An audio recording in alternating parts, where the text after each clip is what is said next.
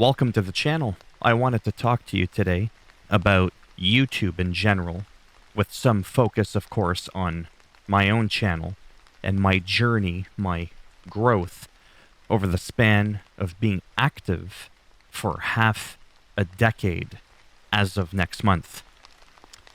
As we can see in the timeline here for the channel growth, I created my channel on the same day as Boogie2988, who comes at you live through the power of the internet. And as you can see, there's literally no data here. And then once in a blue moon, I would upload like a video of my cat, or once I recorded the moon in like 2012 or something like that.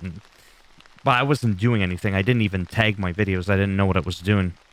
But all these years that I complained about life sucking and not giving me what I wanted in any capacity, this timeline here, this flat line, was literally up until, you know, when Red Dead Redemption 2 came out. I watched the world pass me by. I watched other people achieve glory, fame, and success. And I never thought in a million years that I would be able to amount to anything. And so I did nothing, right? I also just didn't know how to go about doing YouTube. It's a little bit more complicated than one might think, and it's also a lot more time-consuming than you may think, especially when you're in the likes of pushing over 5,000 videos like I have on my channel.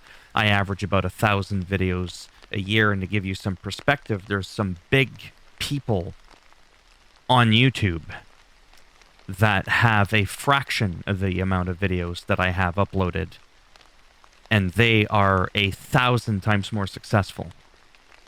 So basically what that tells you is a couple of things. That whole thing that you thought you knew about life, where you get out what you put in, that's not always accurate. It's not always correct. Had I started way back in the day, 2005, 2006, I'd like to think maybe there'd be a 0 in between that comma and the 7. Maybe I'd be sitting at around 250,000 subscribers by today. And for me, that's being humble, right? There's people out there that are in the millions and millions. Not everybody can be a big shot on YouTube. There's so much competition. You can have what it takes, because I can very confidently look at myself and know that there's problems with my channel. But I have looked at other content creators and have been like, how the hell does this jabroni dingleberry shitstain have 3.4 million subscribers? And it's pretty much because there was nobody else to turn to at that time. But of course, in some cases, you have some people that do have the it factor, and then that helps them, and then they started very early on, and it gave them some success. But you also have some people that started after me that have already quadruply, if it's not a word, it is now, superseded me 4 times over. They're sitting at 100,000 subs after just 2-3 years. One of the main mistakes I think I made, obviously, apart from waiting too fucking long, as you can see that line, and then Red Dead Redemption 2 comes out, and then as time goes on, there's my subscriber count just keeps going up. And as you can see that line, it's kind of fairly consistent. My growth is about the same. I'm always peaking at a 45-degree angle there. It's not going like this. I mean, I wish, but okay. I don't have enough Viagra for that. It's going to be on a little bit of a smaller incline, okay? And it's those kinds of cringy comments that probably aren't helping. So what I want to do moving forward, since I have seen some success, like I said, thanks to YouTube, thanks to the people who have supported me, which, by the way, is 1% of my subscriber count. But I get it. I'm all over the place. I have accrued well over 35 grand.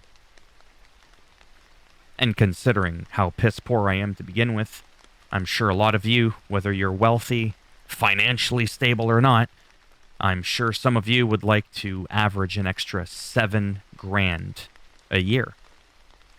I mean, if you're making $150,000 or $200,000 like some people I know, you probably don't give a rat's ass about an extra 7 grand.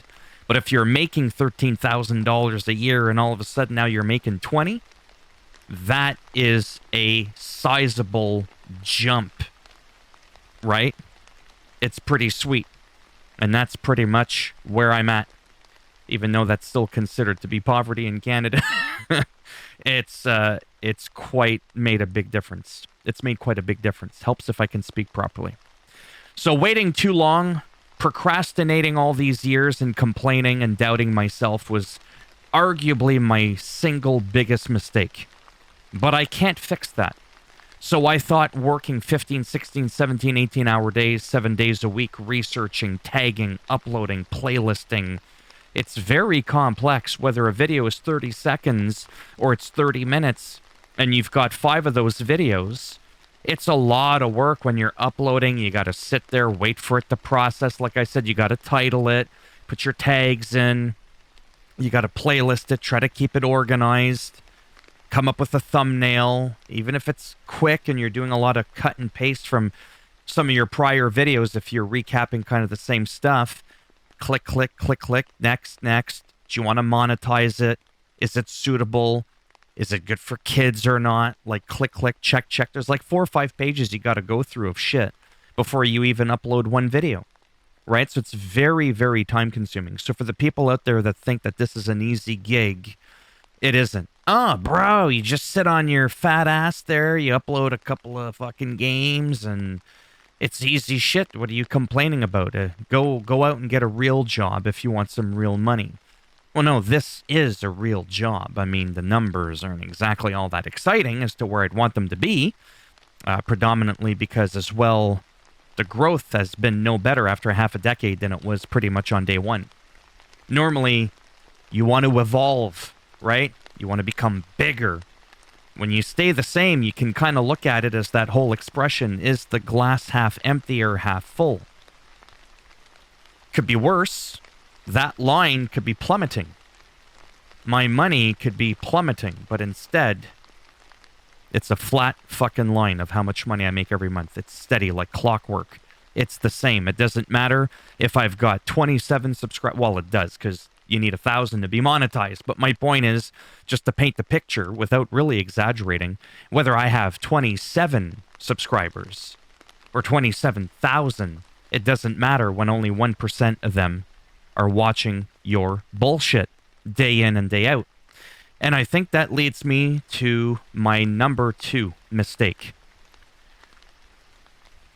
I'm not a narcissist, I'm not conceited, but I'm just saying I went in this thing not acting, but I went about with my channel being all over the place trying to emulate people like Rich from Review Tech USA or your Boogie 2988s in the sense of like, it's a part of my personality. I want to be all over the place. I want to make fun of Justin Trudeau.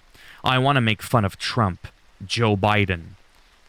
Big things going on in the world. I want to make some cringy comments about the Titan sub that sank.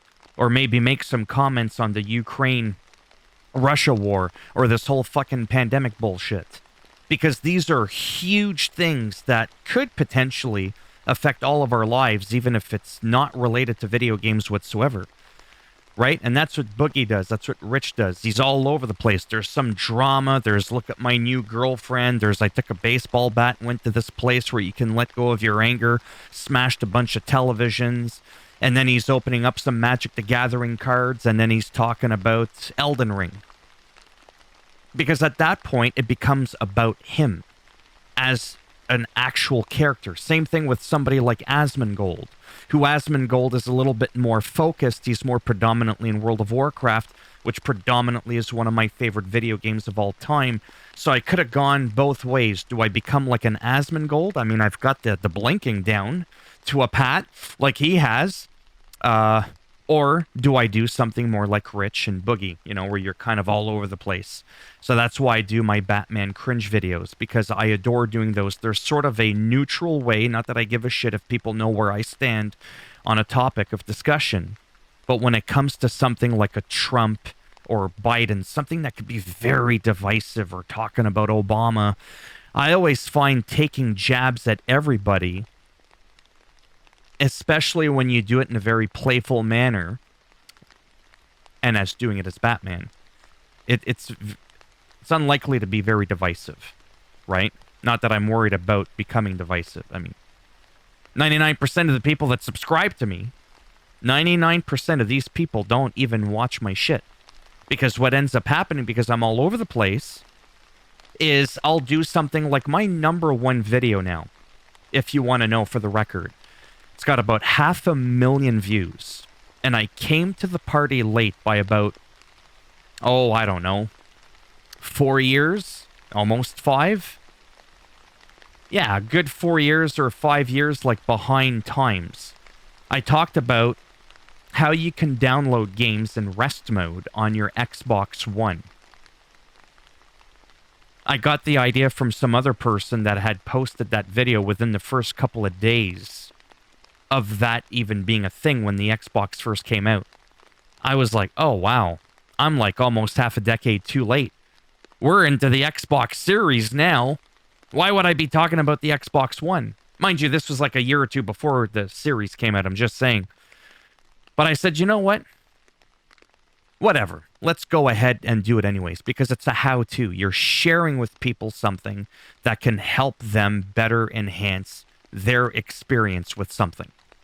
You don't need to be entertaining. You don't need to be funny.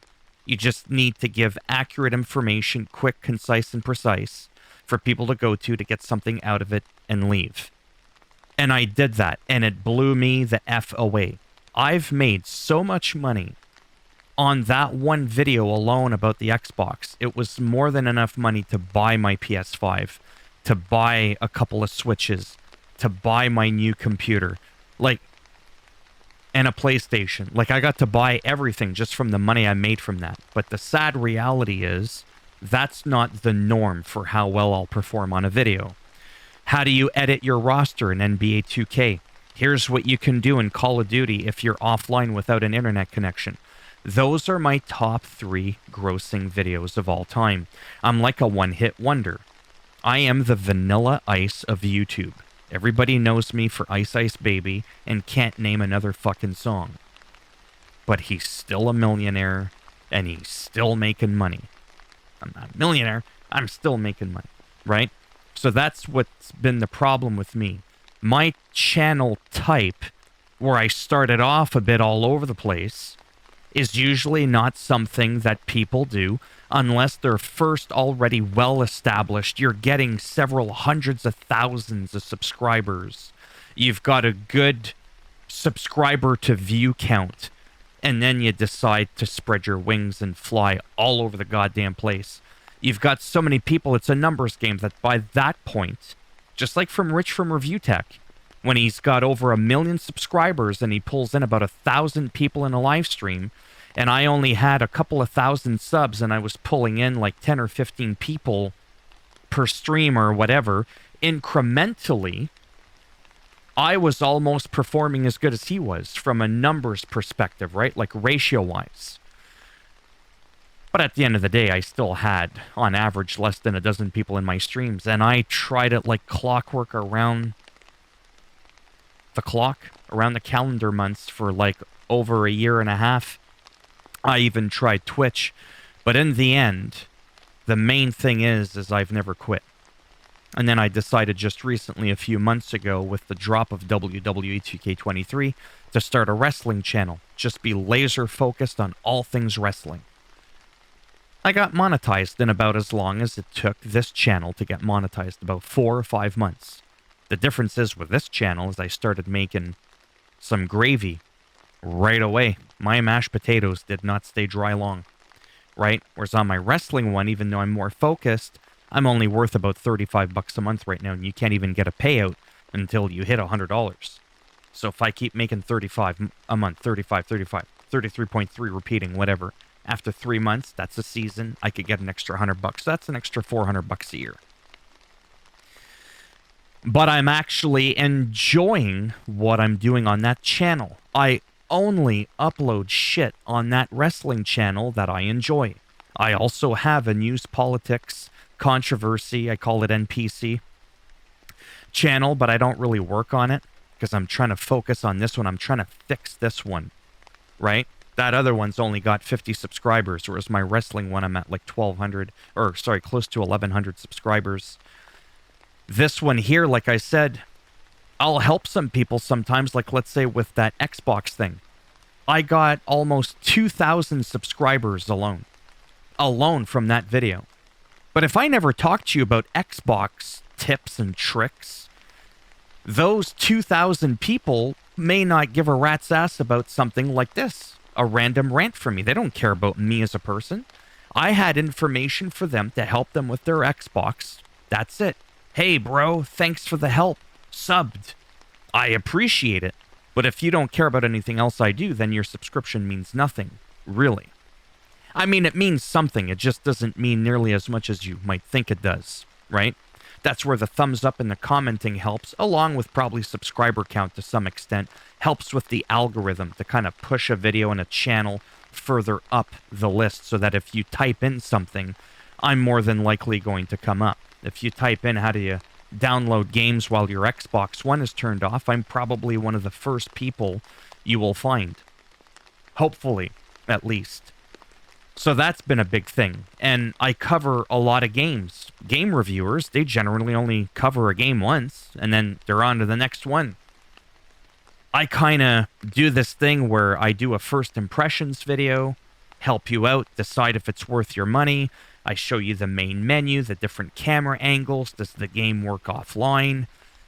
And those have been kind of semi-successful, but not really. But for the people that do watch them, they're very appreciative of those because not a lot of other people do that kind of shit. Although in recent times, I have noticed some bigger YouTubers now, I swear to God, starting to do that shit, and they weren't doing it before. So I still do those kind of like mini reviews, overviews, first impressions, and then I'll do some gameplay to kind of showcase the game. Well, here's what it looks like. Because one of the things that I pride myself on is a high-quality microphone. So when you're listening to me, it doesn't sound all crackly and garbled. I can't even make it sound garbled because my microphone's so good and my settings and my EQ are so good. And then I got a fucking dollar store light, ring light. I got a $200, whatchamacallit. I got a $200 Elgato light, and I found this thing at the dollar store. It can go 3 or 4 different shades of lights and 10 different brightness settings. And I literally take this thing and I just drop it right on the lens of my DSLR camera. And there you go. So that really didn't take much effort, okay? But I do that, and I also did a lot of research. I pride myself on the actual quality of my videos. I don't mean like from a content creator perspective saying my shit's high quality. I literally mean the stuff that your eyes see. When you watch gameplay footage on my channel, you will literally get at least, I guarantee you, in the middle to upper 90% quality retention of what you would see if that game was actually being played on your screen. Okay? It took me a very long time, a lot of trial and errors. There were no guides on this, on trying to have it so that I could have my YouTube videos actually not look all like blurry and pixelated. I still see some people to this day that are way up there, even, well, maybe not in the millions, but in the several hundreds of thousands of subscribers. And I think the worst one I ever saw was from somebody who's got like 1.5 million subs. And his videos are a little bit grainy. And even though it says like 1080p or 4K, it doesn't matter. YouTube compresses your shit. There's different codecs. And if you can trick YouTube, and it's not something that's going to get you banned. But if you fake upscale your videos at 1440p, it gives the better codec. It basically makes it so that your videos aren't as compressed. So the quality is going to be much higher, and it's going to look a lot more like it would be, again, if you were playing said game on your screen. It gives you a better impression It helps with the immersion when something's not all like blurry and pixelated as to whether or not you think something might be worth investing your hard-earned money into. So that's where I come in, and I will always do that. The biggest thing that I'm going to do to my channel, which is probably going to be a small sacrifice because of the algorithm perspective of it, is I may, like I said in a post that I created, and then I decided 2 minutes later to make a video and rant about it for 3.5 hours, is to really scale back on all those goddamn patch notes. Not a lot of people watch them. Depending on the game, they can get a lot of views, like thousands of views. And for me, that's a lot of views, okay?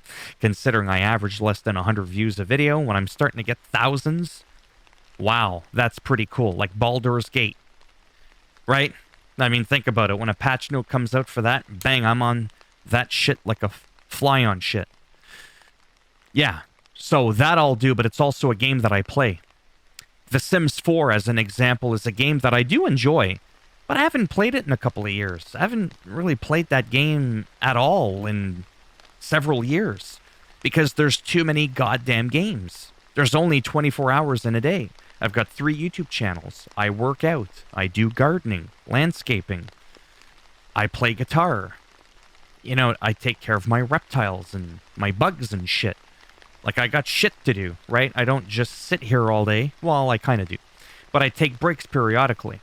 And if I just cover every single patch notes that comes out for all these games that I don't even give a shit about, and then they get 50 views, and it could potentially take me several hours a week to narrate all these different games, it's not worth it for me.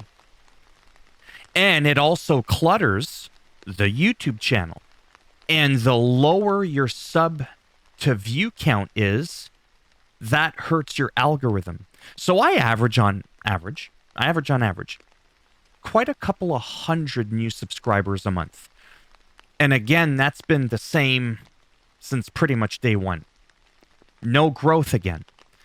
But I guarantee you, if I scaled things back, didn't cover as much, but covered more on the smaller amount of games, if that makes sense. So instead of making like 10 videos each for 100 different games, I make like 100 videos, but only for like 5 or 6 different games. Right? You have a better chance there, especially in the early goings of your YouTube career.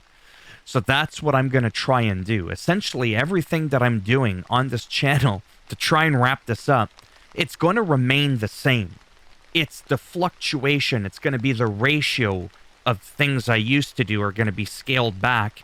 And in an equal proportion, I'm going to do more of the stuff that I enjoy that, again, doesn't make any money, but I actually enjoy it. I figure if this channel is eventually going to go down the tubes, literally, not the good one, the toilet, I might as well start actually fully 100% enjoying what I'm doing on here. Like this video here, for instance. I'm enjoying making this video a lot more than 90% of the crap I put up on YouTube. Okay? So things like World of Warcraft, if I keep up with it, American Truck Simulator, just going back and reminiscing with some of the slightly older games like, you know, Lost Judgment, or recently I got back into Red Dead Redemption 2, the game that started it all on my channel. I had realized that I was doing all these guides, here's how you do this quest, here's how you open that door, but I never did any just casual random gameplay of the game. I started doing that, and I started popping 100, 150 views per video, and that's not a lot of views. That's nothing to brag about. But again, when you do a random game that's old, that's not new, and you average 10 or 15 views, and all of a sudden you're getting 150 views, again, proportionately, that is a huge jump. And I'm starting to notice some of those games that I play more often, they're starting to get a little bit more views. So maybe I can kind of repair some of the damage that I've done, unintentionally, of course, to see if I can repair the algorithm. And that might even go as far as deleting playlists with games that I've only played once or twice that I don't give a shit about. Like YouTuber's life. Bitch, I'm living the YouTube life. I'm actually doing it. I don't want to cover a game where there's some jabroni avatar doing YouTube, right? I made like, what, 2-3 videos on that, but it clutters the playlist. It's too much shit.